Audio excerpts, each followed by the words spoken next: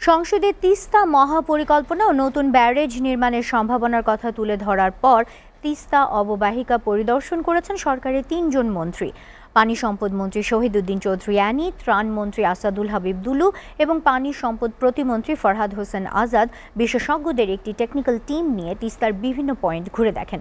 এ সময় তারা তিস্তা মহাপরিকল্পনার নিজস্ব অর্থায়নে দ্রুত বাস্তবায়নের অঙ্গীকার করেন। রংপুর থেকে আশিকুর রহমান ডিফেন্সের প্রতিবেদন।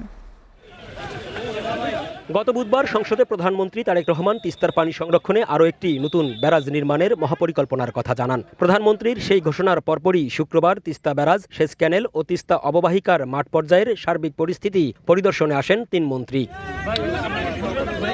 সরকারের এই উচ্চ পর্যায়ের প্রতিনিধি দলটি তিস্তা ব্যারাজের উজান ও ভাটি এলাকা ঘুরে দেখার পাশাপাশি লালমনিরহাট জেলার হাতীবান্ধা, কালীগঞ্জ ও আদিতমারী উপজেলার তিস্তা তীরবর্তী ভাঙ্গনপ্রবণ এলাকাগুলো পর্যবেক্ষণ করেন। তাদের সাথে ছিলেন পানি সম্পদ ও নদী বিশেষজ্ঞদের একটি টেকনিক্যাল টিম।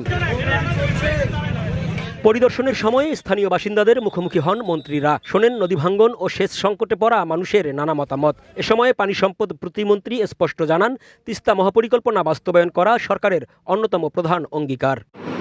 বর্তমান মাননীয় প্রধানমন্ত্রী তার নির্বাচনী ইশতেহারে আপনাদের আশ্বস্ত করেছেন। আমাদের বর্তমান সরকারের বয়স 4 মাস চলছে।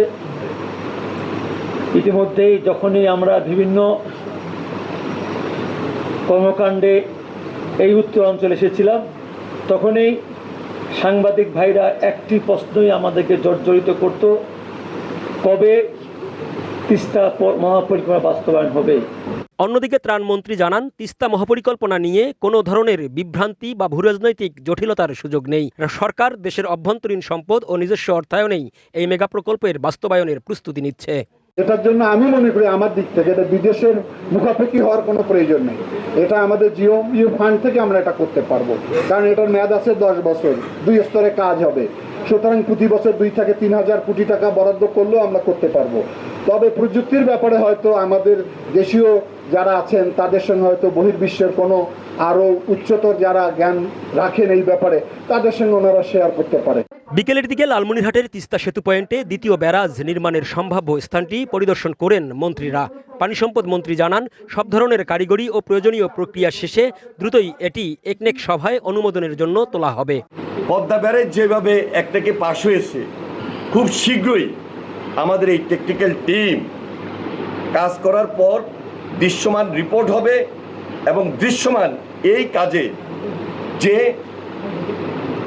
একটাকে পাশ করানো, সেই কাজটাও আমরা দৃশ্যমান করে এখানে কাজ শুরু করব ইনশাআল্লাহ। সরকারের এই শীর্ষ 3 মন্ত্রীর একসঙ্গে মাঠ পর্যায়ে আসাকে ইতিবাচক হিসেবে দেখছেন তিস্তা পাড়ের লাখ লাখ মানুষ।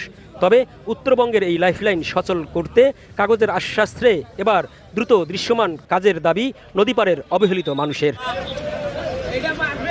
Ashikur Rahman defence, SA TV, Rangpur.